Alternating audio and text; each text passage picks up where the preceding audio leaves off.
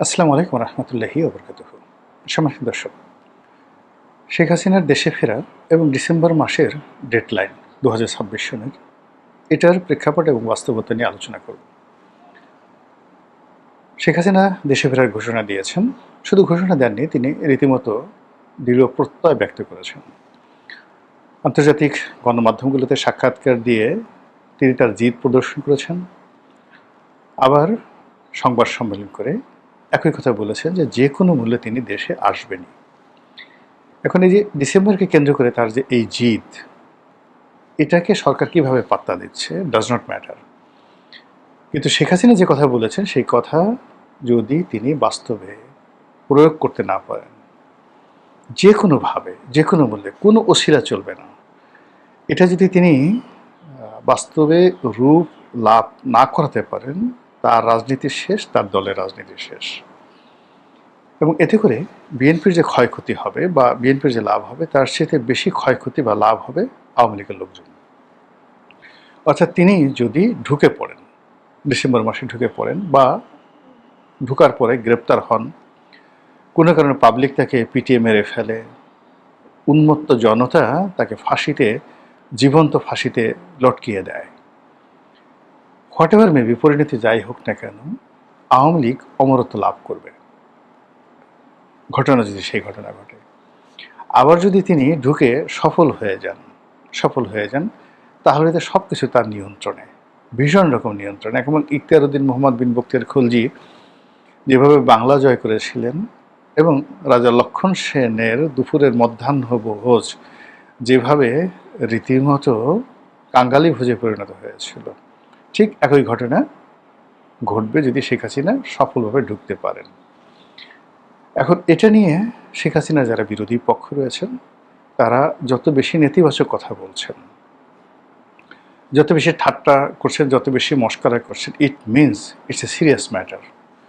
যেমন অনেক ইতিহাস থেকে বলার চেষ্টা করছে যে কোনো পরাজিত শক্তি কখনো ফিরে আসেনি।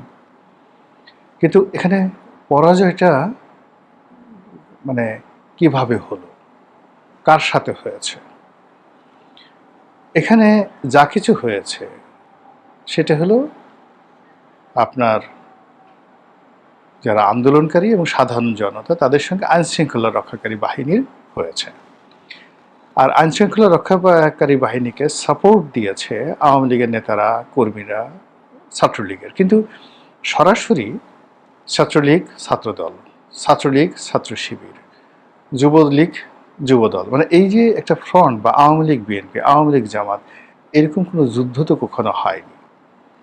তো যুদ্ধ যেখানে হয়নি, ইলেকশনও হয়নি, জনগণের কোনো ভোটও হয়নি, তাহলে এখানে পরাজয়টা কিভাবে হলো?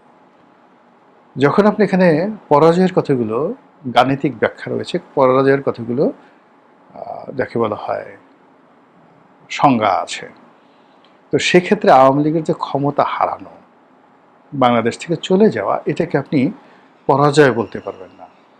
এটাকে আপনি গণ অভ্যুত্থান বলতে পারবেন, বিপ্লব বলতে পারবেন আপনার পক্ষে, মানে যারা বিজয়ী হলো তারা।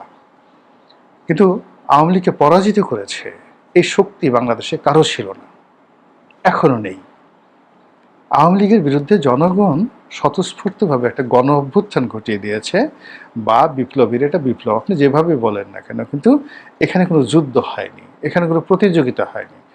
যেখানে যুদ্ধ নেই, যেখানে কোনো প্রতিযোগিতা নেই, সেখানে পরাজয়ের প্রসঙ্গ কখনই আসে না। কাজেই যারা বলে এটাকে পরাজয়, তারা কেউ যোদ্ধা ছিলেন না, তারা যুদ্ধ সম্পর্কে জানেন না, প্রতিযোগিতার সম্পর্কে জানেন না, কি করে মানুষকে পরাজিত করতে হয়, জীবনে কাউকে পরাজিত করেছেন এরকম নজির তাদের জীবনে নেই।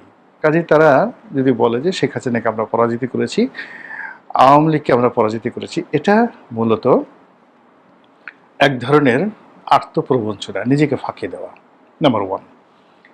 নাম্বার টু হলো যে শেখ হাসিনা বা তার যারা লোকজন রয়েছেন, তারা কি মনে করছেন?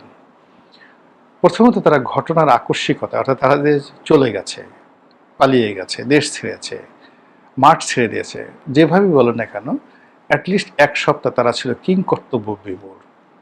সকালবেলা ঘুম থেকে উঠে দেখলেন যে আপনার একটা হাত নেই, বা আপনি সকালবেলা ঘুম থেকে উঠে আপনার বিশেষ অঙ্গে হাত দিয়ে দেখলেন ওটা নাই, একদম নাই, জিরো।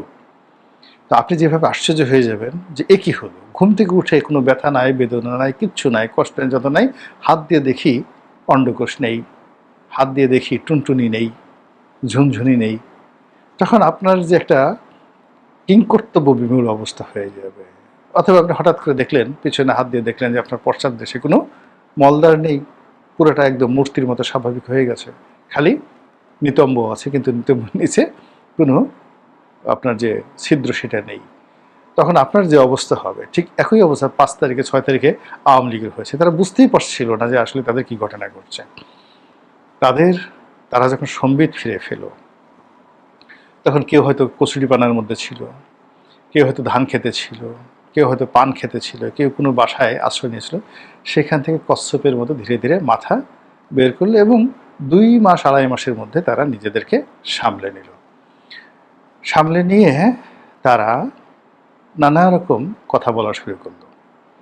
একবার বলল, আমরা ক্ষমতা ছাড়িনি, আমরা এখনো পর্যন্ত বৈধ প্রধানমন্ত্রী, আমরাই সব কিছু ঠিক আছে, পার্লামেন্ট সব ঠিক আছে। আবার একটু পরে বললো যে না, যেহেতু এত বড় একটা ঘটনা ঘটেছে আমরা সেটা মেনে নিয়েছি। আবার পরবর্তীতে বললো যে না, আমরা আবার বৈধ প্রধানমন্ত্রী, ইত্যাদি ইত্যাদি নানা রকম। অর্থাৎ ভীষণ রকমভাবে তারা ফ্ল্যাকচুয়েট করতে থাকলো তাদের অবস্থান। এবং ডক্টর মোহাম্মদ ইউনূস এবং বর্তমান সরকার এই সরকারদেরকে কাবু করার জন্য তার একের পর এক কৌশল এবং চাল তারা দিতে থাকলো। এবং সেই চালে আওয়ামী লীগের আসলে এখন পর্যন্ত কিচ্ছু হয়নি। আওয়ামী লীগ চুরি করেছে ধরেন সারা বাংলাদেশে 1000 টাকা। সরকার বা সরকারের যারা লোকজন রয়েছে রাষ্ট্রীয়ভাবে ব্যক্তিগতভাবে এই 1000 টাকা থেকে হাইয়েস্ট 10 টাকা তারা নিতে পেরেছে। বাকি সহায় সম্পত্তি তাদের হাতে এখনও অক্ষত আছে। জাস্ট আমি 100 টাকা দিয়ে একটা উদাহরণ দিলাম। এখন এটাকে আপনি 1 লক্ষ কোটি ধরেন, 10 লক্ষ কোটি টাকা ধরেন, তো এই টাকা বিএনপি জামাত সমন্বয়ক তারা ব্যক্তিগতভাবে লুটপাট করেছে, রাষ্ট্র বাজেয়াপ্ত করেছে, অনেকগুলো প্রতিষ্ঠান বন্ধ হয়ে গেছে। সব মিলিয়ে আওয়ামী লীগের যে দুর্ভোগ দুর্দশা তারা যা অর্জন করেছে সেই অর্জনের তুলনায় অনলি 10%। ফলে ইকোনমি থেকে শুরু করে অন্য যে কোনো জায়গাতে তাদের নিয়ন্ত্রণ এখনও 90% গেল। এক আমলাতন্ত্র ধরেন, পুলিশ, বিডিআর, বিজিবি, আর্মি, আপনি গুনে গুনে ওখানে আপনি অর্থনীতিতে আপনি 10% ক্ষতি করেছেন, কিন্তু এই civil service, military service, bureaucracy, judiciary, এই পুরো জায়গাতে আওয়ামী লীগের যে সাজানো বাগান সেখানে আপনি 5% ক্ষতি করতে পারেন। এখনও 95% এফোর্ট তাদের আছে। হার্ডলি হলো তাদের যে নেতাকর্মীগুলো আছেন তাদের সবার আপনি দেখেন প্রথমে 2-3 মাস তাদের চেহারা ভেঙে গিয়েছিল। আপনি এখন দীপুমনির দিকে তাকায় দেখেন তো, হাসানুল হক ইনুর দিকে তাকান, শাহজাহান খানের দিকে তাকান, সালমান এফ রহমানের দিকে তাকান, আনিসুল হকের দিকে তাকান, কি দেখতে পারেন? সবাই নব যৌবন ফিরে পেয়েছে, বিশ্বাস ফিরে পেয়েছে, আস্থা ফিরে পেয়েছে এবং তারা মনে করছে যে আসলে 17 বছর নানা রকম কষ্ট করেছি, ফন্দি ফিকির করেছি, এখন তাদের একটা রিল্যাক্স দরকার। গত 2 বছর ধরে তারা আসলে সেই রিল্যাক্স করছে এবং ওই যে যাকে বলা হয় কোর্টে উঠানোর আগে হাত ধরা, হাতে হ্যান্ডকাপ পরানো, জাস্ট নাটক, জাস্ট নাটক। হঠাৎ করে সারপ্রাইজ ভিজিটে গিয়ে আপনি গিয়ে দেখেন, আমি প্রধানমন্ত্রীকে বলব, গিয়ে দেখেন যে তারা দুপুরে কী দেওয়া ভাত খাচ্ছে আর রাতে কী দেওয়া ভাত খাচ্ছে, তাদের রুমের মধ্যে কয়টা টেলিফোন আছে, কয়টা ল্যাপটপ আছে, তারা কি কি কাজকর্ম করছে, ওখানে বসে বসে কি করতেছে, একটু দেখলে আপনার ঘুম হারাম হয়ে যাবে। সেই জিনিসগুলো আঘাত করা যায় না, সব কিছু মানে এই বাইরে থেকে। আমি তো জেলখানাতে ছিলাম, আমি তো দেখেছি ওখানে আসলে কি হয়। ওটা একটা ভিন্ন জগৎ, আলাদা জগৎ। এখন ধরেন আমার সাথে যারা ছিলেন, নাম বলবো, প্রতি ওয়াক্তে 5 স্টার হোটেল থেকে খাবার আসতো, ঢাকা ক্লাব থেকে খাবার, আমি তো খেয়ে খেয়ে মোটা হয়ে গেলাম। আমি কিছুই নিতাম না, কিন্তু অন্যান্য যারা ছিলেন সে কী খাবার, ঘিয়ে ভাজা পরোটা, আলাদা বাবুর্চি, আলাদা ফ্রিজ, এই ওক্তে এই বাড়িতে বাসা থেকে খাবার আসছে, ওর এদিকে আসছে, মানে রীতিমতো একটা শুধুমাত্র বাইরে বেরোতে না পারা, এছাড়া ওখানে বসে সব কিছু দিদারসে টেলিফোনে কথা হচ্ছে, সবাই দিদারসে ওখানে বসে অপরাধ জগৎ চালাচ্ছে, যারা গুন্ডা বদমাইশ আন্ডারওয়ার্ল্ড চালাচ্ছে জেলখানা থেকে, গাঁজা খাচ্ছে, গাঁজার ব্যবসা করছে, ইয়াবার ব্যবসা করছে, এভরিথিং। কাজেই আওয়ামী লীগের লোকজন ওখানে বসে সারাদিন ইয়ানফসি ইয়ানফসি করছে, আল্লাহ বিল্লাহ করছে, অনুশোচনা করছে। এটা আপনি তাদের চেহারার দিকে তাকাইয়ে দেখেন তো এরকম মনে হয় কি না? সবাই মানে জেলে যখন গিয়েছিল বা 2024 সনের এপ্রিল মে মাসে তাদের যে চেহারা সুরত ছিল, তার সাথে এখন জেলে যারা আছে তাদের সবার চেহারা সুরত ভালো হয়ে গেছে। আচ্ছা, বিদেশের মাটিতে যারা আছে, যাদেরকে আপনি দেখতে পান, সে দেখেন তো সমর রেজাউল করিম সাহেব, সাবেক মন্ত্রী মহোদয়, তারপরে শামীম ওসমান সাহেব, তারপরে জাহাঙ্গীর কবির নানক সাহেব, মানে এই সমস্ত যাদেরকে আমরা ভিডিওতে দেখতে পাচ্ছি, ডক্টর হাসান মাহমুদ, বলেন তো এদের কারোর একটা পশম মানে নড়াচড়া করেছে? কারো চেহারা খারাপ হয়ে গেছে? বরং সবাই আগে তাদের যে ত্রুটিগুলো ছিল, ভুলগুলো ছিল, সেগুলো বাদ দিয়ে মানে মনে হয় যেন একটা নবযৌবন ফিরে পেয়েছেন। সবাই একে একজন রয়্যাল বেঙ্গল টাইগার হয়ে গেছেন। আপনি নওফেলের কথা চিন্তা করেন, সাকিব আল হাসানের কথা চিন্তা করেন। আমার মনে হয় সাকিব আল হাসান এখন যে একটা রিল্যাক্স মোডে আছে, মানে মনে হচ্ছে যে আগামীতে সে বাংলাদেশের প্রধানমন্ত্রী হবে, এইরকম একটা আত্মবিশ্বাস তাদের মধ্যে চলে আসছে। আর শেখ হাসিনার কথা শুনেন, জয়ের কথা শুনেন, পুতুলের কথা শুনেন, আপনি শেখ সেলিমের কথা শুনেন। কোনো অবস্থাতে শেখ সেলিমের যে মানে আপনি শেখ হেলালের কথা শুনেন, শেখ হেলালের কথা তো আসে নাই, শেখ হেলালের ছেলে যে তন্ময়ের কথা শুনেন। পুরো শেখ পরিবারের অন্য যারা লোকজন আছে আপনি দেখেন তো, তাপস কিভাবে আছে, পরশ কিভাবে আছে, পরশের স্ত্রী জুথি কিভাবে আছে। সবগুলো দেখবেন যে কেউ আগের চেয়ে খারাপ নাই, বরং আগের চেয়ে ভালো আছে। স্বয়ং শেখ হাসিনা, আমরা তো জানি না, ওখানে দেখেন ওই একই বাড়িতে শেখ হাসিনা এবং শেখ রেহানা আছেন। ভালো করে খোঁজ নিয়ে দেখেন তারা দুই বোন ওখানে কিভাবে আছেন। কলকাতাতে যে সমস্ত আওয়ামী লীগের নেতারা পালিয়ে আছেন, তারা ওখানে বসে কোটি কোটি টাকা খরচ করে দলের নেতা কর্মীদেরকে জামিন করায় দিচ্ছেন। কতজন আওয়ামী লীগের নেতাকর্মী ইনুস জমানাতে গ্রেপ্তার হয়েছিল এবং ইনুস জমানাতে কতজন লোক জেল থেকে বের হয়েছিল, আর এই জমানাতে কতজন বের হয়েছে, একটু ডাটা নিয়ে দেখেন তো। তারা যারা বের হয়েছেন তারা কি খারাপ আছেন? তারা কি কেউ বিএনপিতে যোগদান করেছেন, নাকি তারা শেখ হাসিনাকে বাংলাদেশে আনার জন্য তারা প্ল্যান করছেন? এই জিনিসগুলো চেনে শুনে বুঝে তারপর কথা বলেন। খালি আন্দাজে ডিসেম্বরে কোনোদিন উনি আসতে পারবেন, আরে ওনার আসার দরকারটা কি? ওনার কাজ তো চলতেছে, ওনার কাজটা চলতেছে। এইগুলো এক। দুই নম্বর হলো যে যদি উনি আসেন, উনি অবশ্যই ডিসেম্বরে আসবেন না, উনি সেপ্টেম্বরে আসবেন, অক্টোবরে আসবেন বা নভেম্বরে আসবেন। ডিসেম্বরে উনি কোনোদিন আসবেন না। আর ডিসেম্বর ক্রস করে যদি 2027 সনের জানুয়ারিতে চলে যায়, উনি যদি না আসতে পারেন, ওনার রাজনীতি শেষ এবং আওয়ামী লীগের রাজনীতি শেষ। তো এইরকম যখন হাতে আপনার সময় আছে, সেপ্টেম্বর, অক্টোবর, নভেম্বর, অনলি 3 মাস।